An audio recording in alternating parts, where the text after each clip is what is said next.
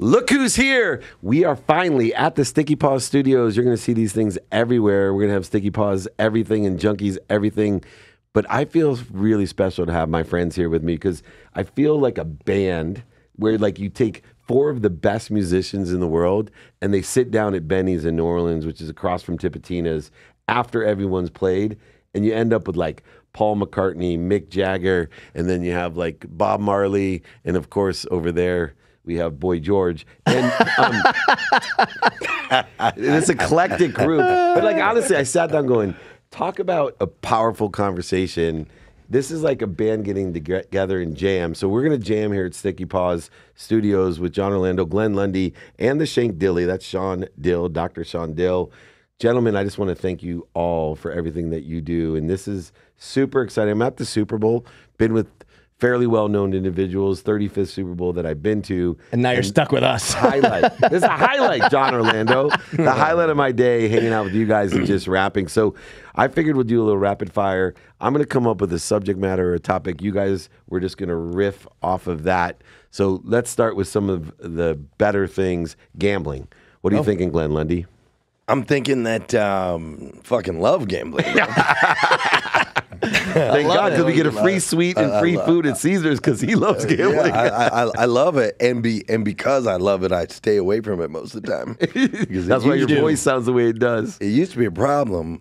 Is there gambling it used to be a problem, Shawn. Oh, for real? It used to be a problem. Where would you go back home? Like, what's closest casino to you? Nothing. But I used to live when I lived in Flagstaff, Arizona, I'd come out here to Vegas, Laughlin, the Indian casinos, like all that shit was a problem for really, really, really. You weren't really spinning dice in Kentucky against the wall? No, in the movies. No, none of that. But no, man, I used to study roulette wheels in middle school. I used to draw roulette wheels.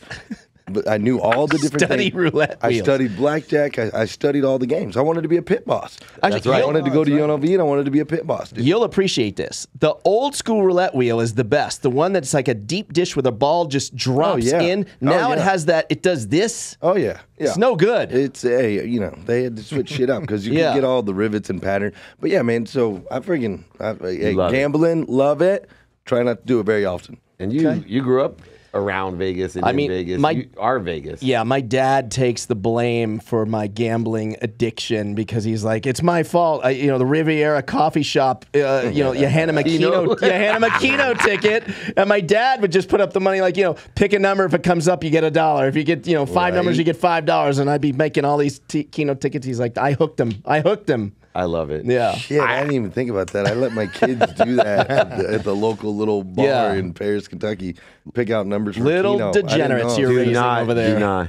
So my dad was a compulsive gambler, and for me, gambling is hot and cold, right? I think of all the pain, like having a dad when you're in law school and getting loans to go to law school, call you from the riverboat in Mississippi and telling you, hey, I got $58,000, I'm up, I'm going to come and pay for your law school, and then never show up, and you know why, and then too embarrassed to talk to you for a year.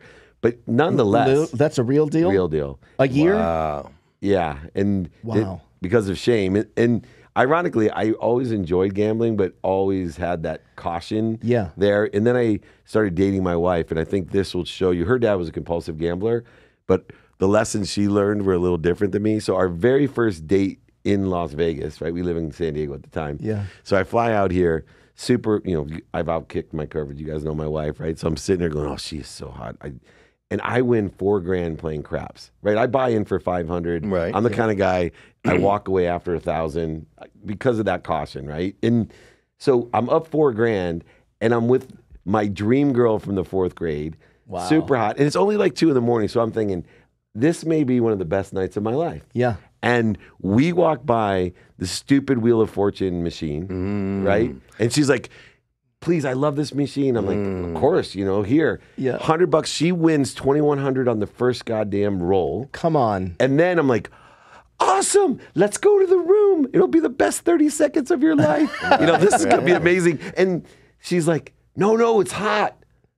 I sat there till 6 a.m. until she lost all that $2,100 and then was begging me for the $4,000. Right. And I'm like, not a effing chance. And too depressed for the 30 seconds. Exactly. At that point. I was too tired.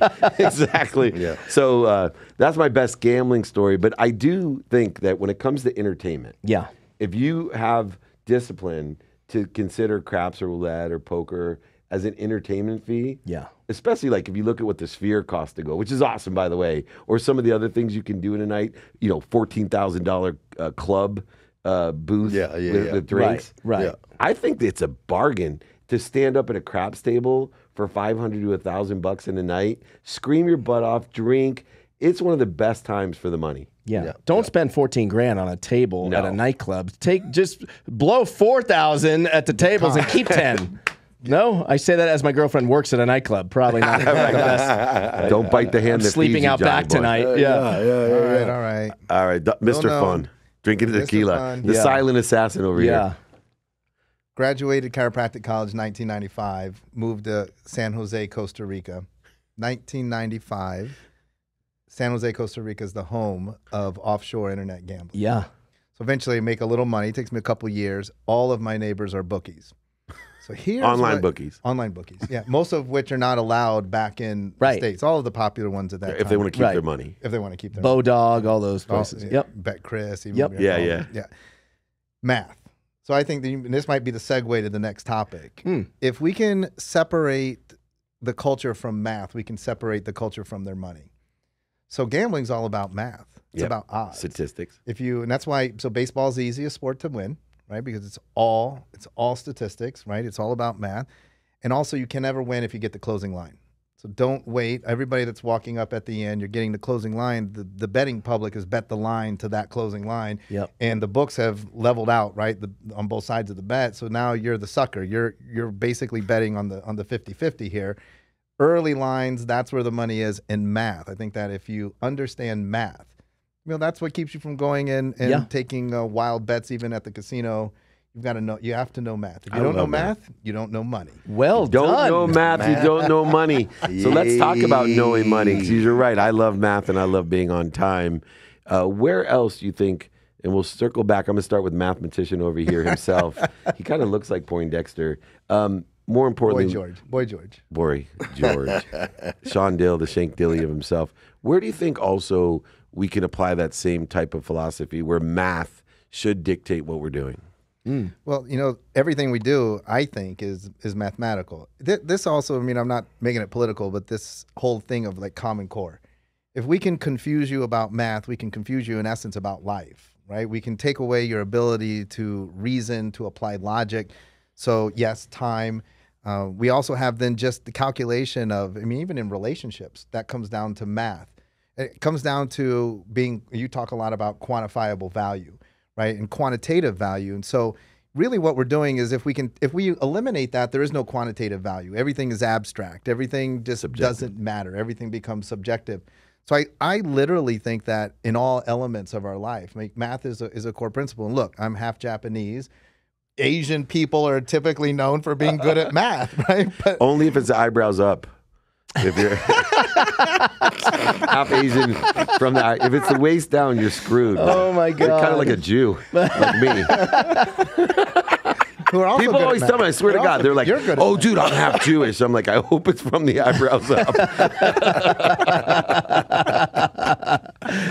yeah, I'm going to go with everything in life is a mathematical equation. That is awesome. So for me, math is really important because we're making an investment in some respect all the time. Yeah. And for me, understanding alignment of timing and risk tolerance is essential. In everything that I do, and aligning with the activities in the day or in a negotiation or managing and developing a vision in a relationship, or my favorite joke, which is, have you heard about the 60-second lover? Got a minute? And then things like that are really math related. But if you understand math, you can calculate how to not avoid disappointment, but avoid feeling shameful and resentful of decisions.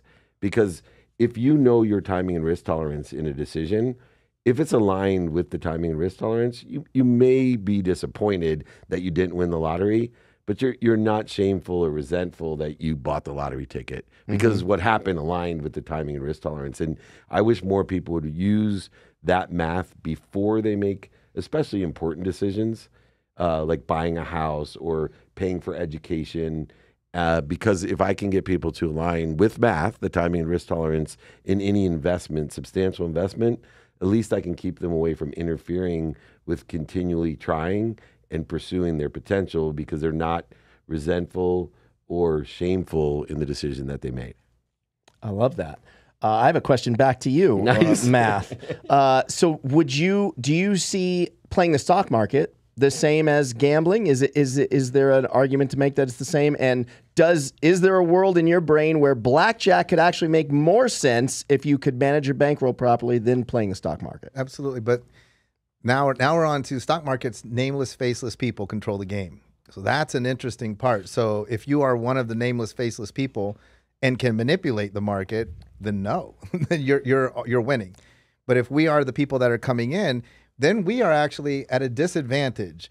Unlike blackjack, which is just running on a statistic, there's a certain number of cards in the deck, right? And so there's a statistical probability of what the next card is going to be based off of the number of cards that are still remaining in the deck and the number of cards that have been played. The stock market doesn't work like that. On any given day, even though all of the indicators say this is going to go great, the earnings came out, the nameless, faceless people still have the ability to tank that particular stock by selling, right? Against all rhyme or reason. Right. So I think that actually the stock market requires even a higher risk tolerance because that's a realm where you think we're working off math, but there is a subjective component based off what the nameless, faceless people are doing. That's well said. Yeah, their share prices really don't have shit to do with the math. Like it's got nothing to do with I've been a CEO profitability. It's more not like the line. profitability. I've been a It's CEO. the line. It's the line. It's the line. It's exactly. But I've how been a the line's That's being right. bet. I have been a That's CEO of a public company and had no clue what my stock would do.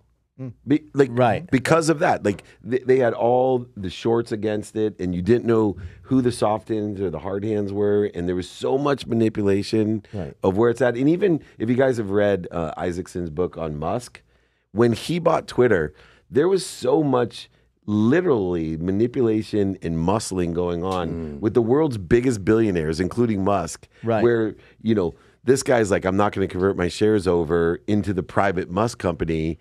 And he had to guarantee that he would pay the $54 a share, Musk, right to the founder of Twitter. And I'm thinking, this is a street hustle. Right. Like, and so I would rather play blackjack than buy a stock. Wow. I was not expecting that. Or I wasn't roulette. sure, but I wasn't doing it expecting right that. all these years. Or roulette. I'd rather play roulette where it's really simple. Come on. Right? I would rather just play roulette than buy a stock. Real simple math. It's funny when it comes to numbers. I love numbers. I love math. I've always loved math. But it all started with the human calculator. You guys ever meet Scott Flansburgh? Do you guys remember that guy? A guy named Scott Flansburgh. He's the human calculator. He's in the Guinness Book of World Records. I love for all this I stuff. gotta Google right? it.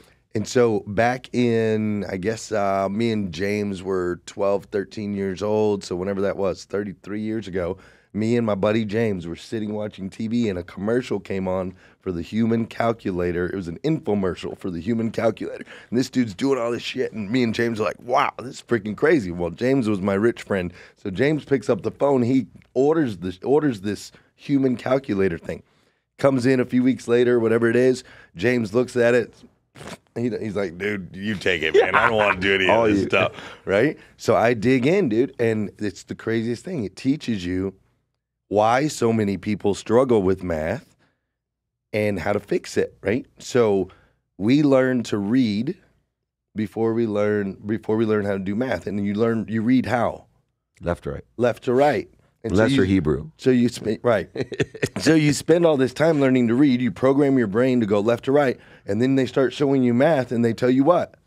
Go right to left. That's why the Jews, You're like, again, what? It's Hebrew, so right to left. Asians read top down.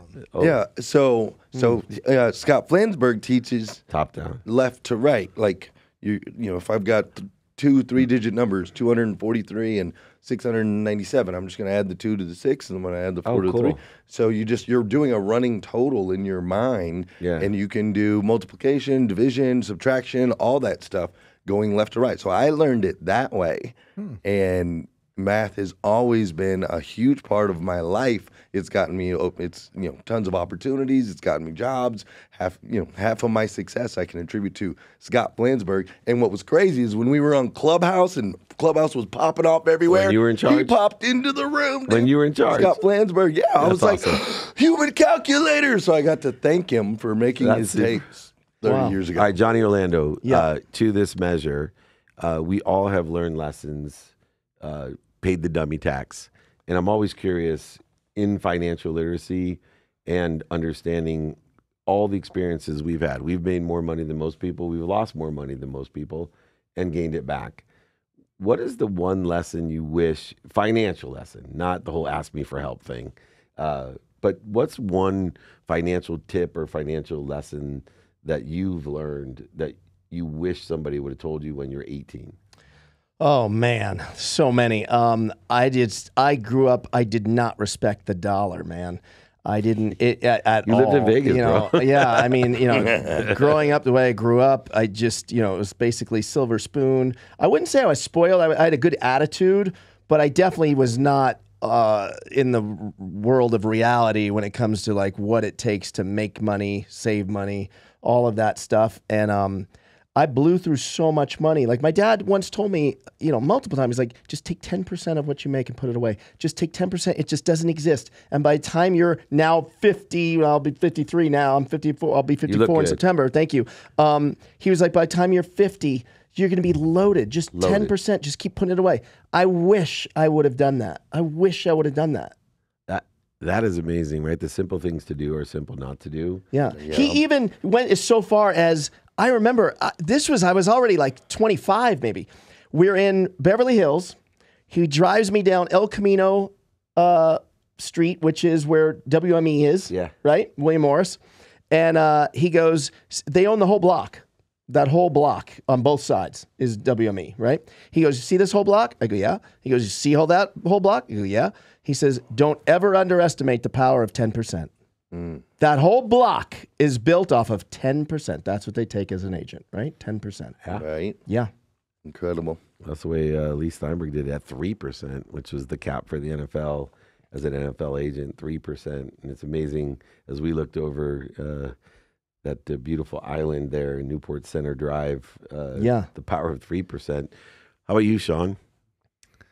I'd say that the biggest lesson for me, and I'd say actually probably learning this or proving this out through COVID, is that money is not a thing.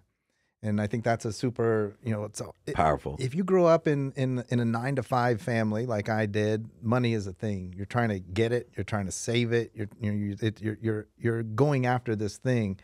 Then all of a sudden you realize like it's energy. It's everywhere. You walk into a casino. I mean, and we think about even today with electronic transactions, money is literally flying around this room. It's being transacted. Maybe we're not transacting it because we're doing this, but it's being transacted. It's everywhere. But then the idea, our parents would say like, money doesn't grow on trees. This idea that money cannot be created out of nothing, which is actually not true.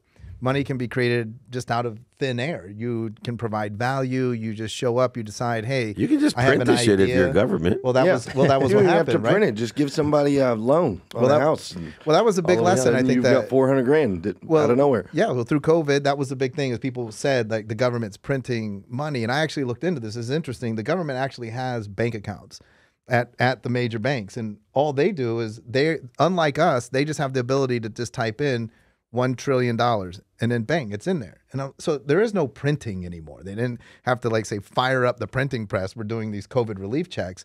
They just make it. And then when you realize like since they just made the money out of nothing, why wouldn't we be able to tap into the same system? We all have that ability to do that. And I think that idea that money doesn't grow on trees, that's very limiting because we're just trying to get, as much as we could stack on the table. You really can get it, as much as you want. The other thing is that money right now, and I love this, another thing that I learned is that money really is a spiritual concept. And then the reason why is because in spirituality, things, if you're saying like your God or universal intelligence can exist in multiple places at the same time. Well, money can actually exist in multiple places at the same time. So where is your money right now? So some people would say it's in the bank. Some people would say it's in my wallet, but it's in your phone. You can look at it. It's in that app.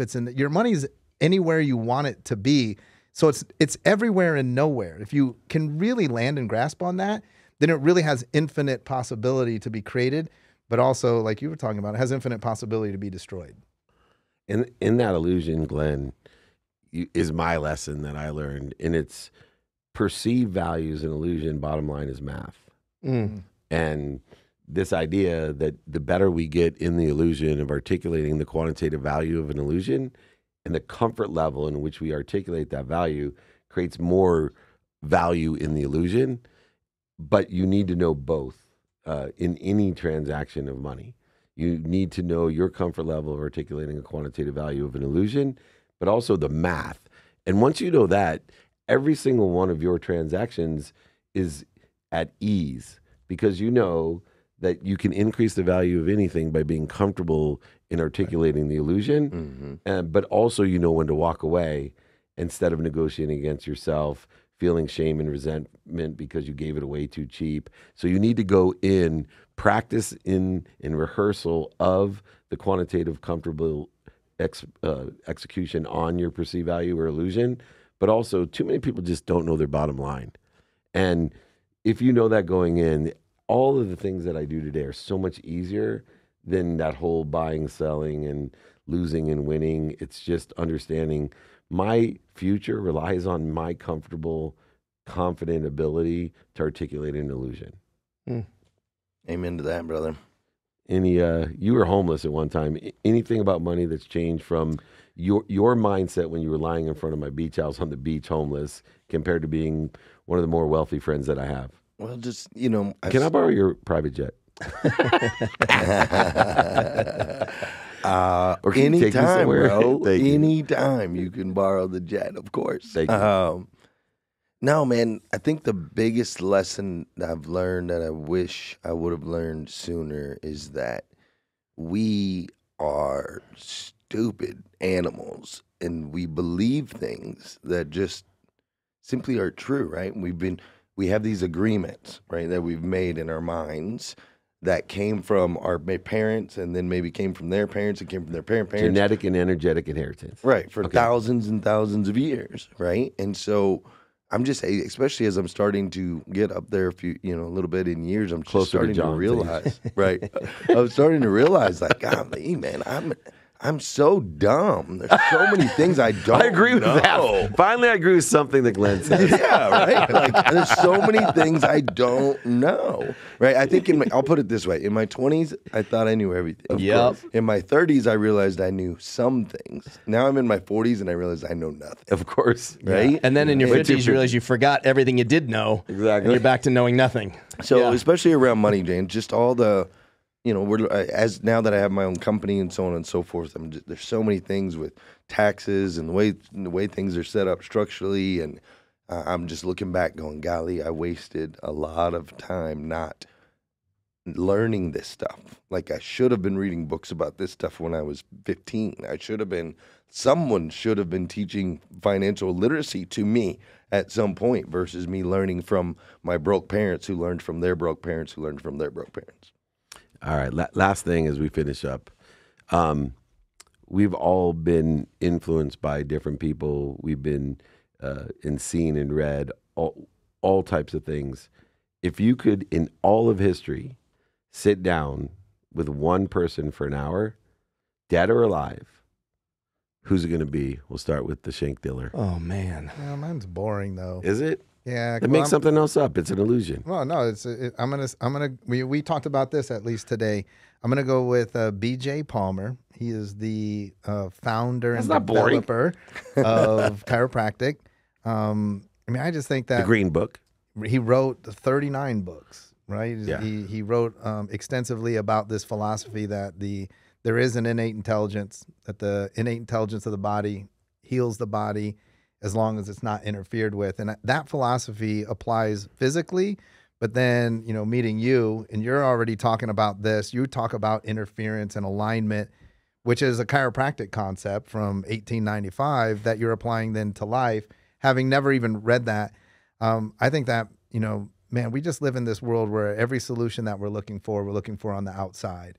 There's a pill, potion, and lotion for every sickness, for everything that goes wrong. There's an external reason for everything, when in reality, we were created to be perfect. We were created to be successful.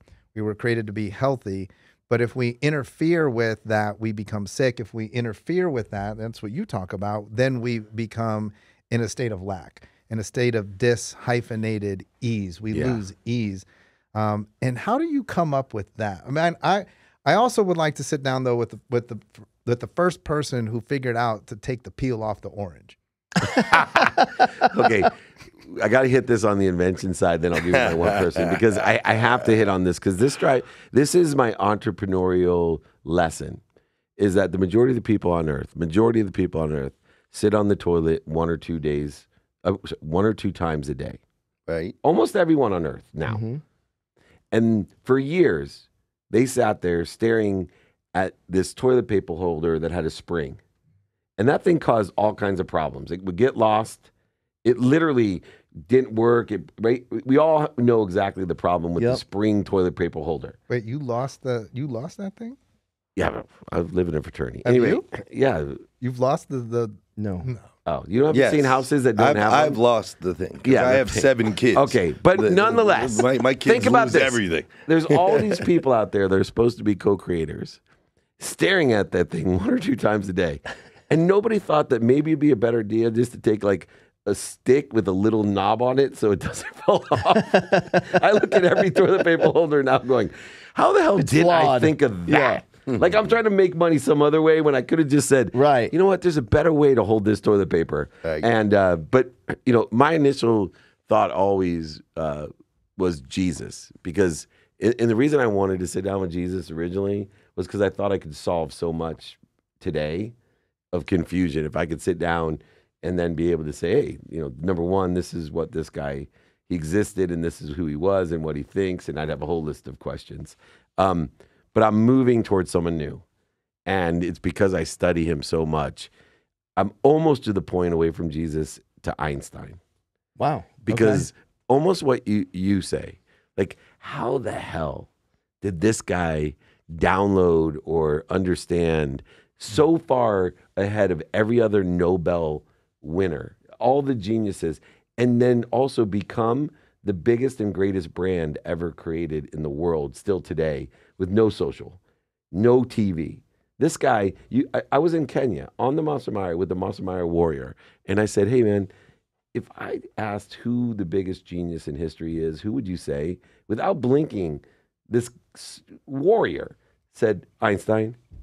Like, I really would love to figure that out. If it wasn't for what I think I could resolve in peace by meeting Jesus, I almost would rather meet Einstein I think I would learn more about the universe than even Jesus could teach me.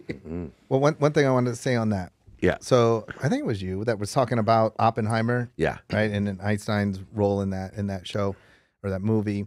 So my proposal with B.J. Palmer, he intersects paths with Einstein as well. And Einstein calls B.J. the smartest man he ever met. One other thing that I think that I think is crazy, it was because of that. So I'm thinking Oppenheimer, B.J. Palmer, Einstein. In that time, it was real. Like, we just spent a day going out, and you're at Radio Row, and you meet these people, and it's all, your street cred and your clout is based off of social media, basically.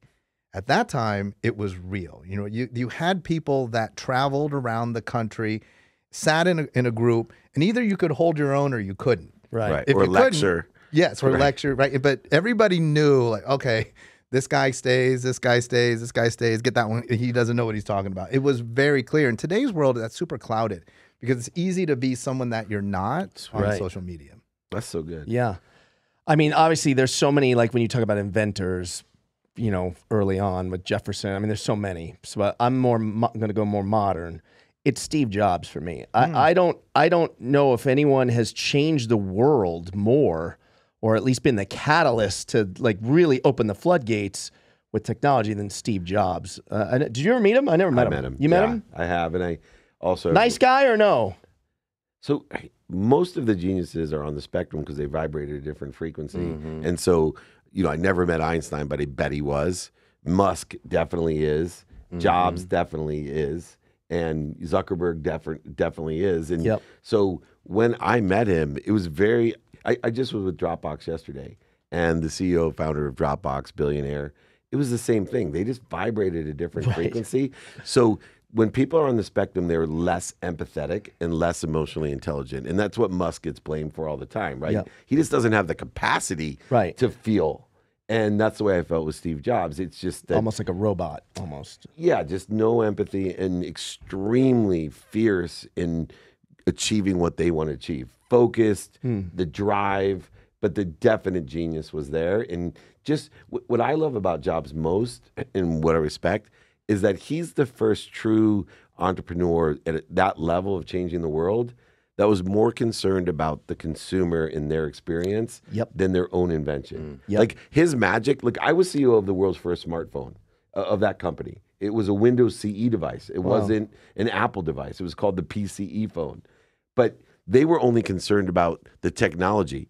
He was concerned. He took technology that was already there. He enhanced it for one thing, user interface, including down to the package. Right. When the minute you got your first whatever Apple product package, Game it was changer. Game changer. Yeah.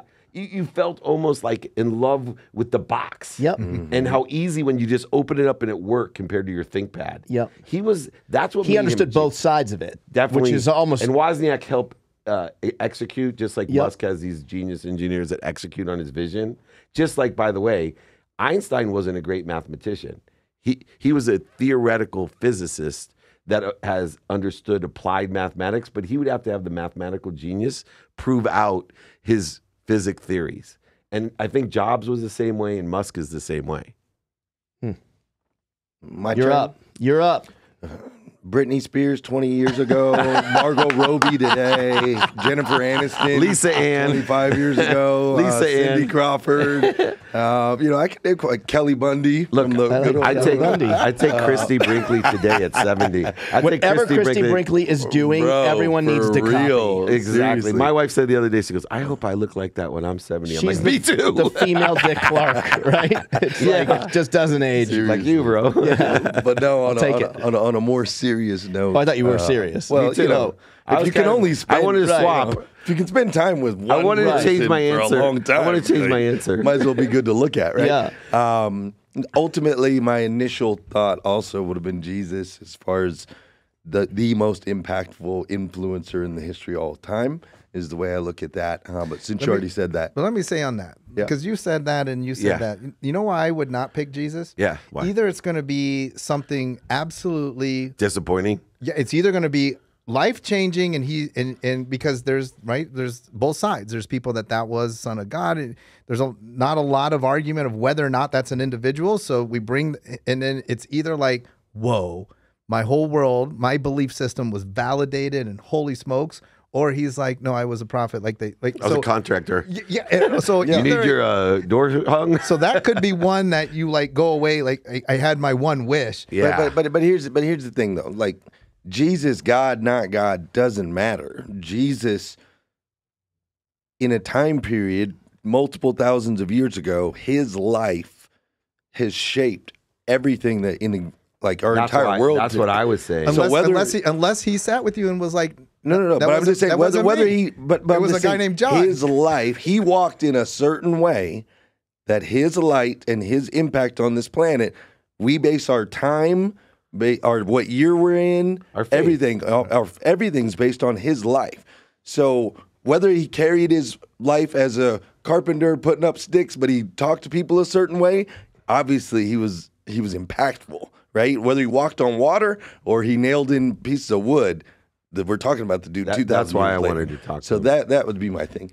But I guess so. Put Jesus to the side and Britney Spears and Britney Spears because I love the fact that these two are in the same conversation. Right. Yeah, that's right. First time ever. Let's clarify. By the way, it's 20 years ago. Britney Spears. Okay. Not the. You don't want current. I don't want current. Not crazy. You don't want crazy. train wreck Britney. Martin Luther King Jr. Oh, good one. Look at the three white guys are easy, whatever. Oh, yeah. Oh, shit. How do we forget that? Everybody, quick debate. No. Warren Moon. Jackie Robinson, best player ever. I feel compelled. Forget Otani. I didn't mean to offend you. I feel compelled to bring people together, equip them with the tools they need to succeed, and inspire them to be great. Like, that's what I do or try to do with every minute of my life. And he did it best in the most recent years, bringing people together, equipping them with the tools they needed to succeed, and inspiring them to be great. And in doing so, it's changed the world. So I'd love to have lunch with him. It would be amazing. That's Well said, Glenn Lundy. Great way to that one. end her. I like that one. So, in that light, I hang out with people by the content of the character. I've learned to surround myself with the right people and the right ideas. And if us four don't get back together again and put the band back together, then not only are we missing out, but I guarantee the collective community of people that want to help each other and know people that can help each other are missing out as well. We got to figure out a name for this show. It might just be the Sticky Paws with 4 fingers, whatever you want to say. I like We'll it. leave this one out. I like it. Yeah. Anyway, I just want to thank all of you. You're my Thank closest you. friends, and I can't think of a better way to spend Super Bowl with 4 of these Hall of Famers here. Glenn Lundy, Jon Orlando, myself, and of course, Shank Dilly, Dr. Shawn Dill. You can join all of us, follow all of us, and once again, come visit us at the Sticky Paws Studio, the greatest studios here in Las Vegas. Thanks, boys. Thanks, brother. Appreciate you.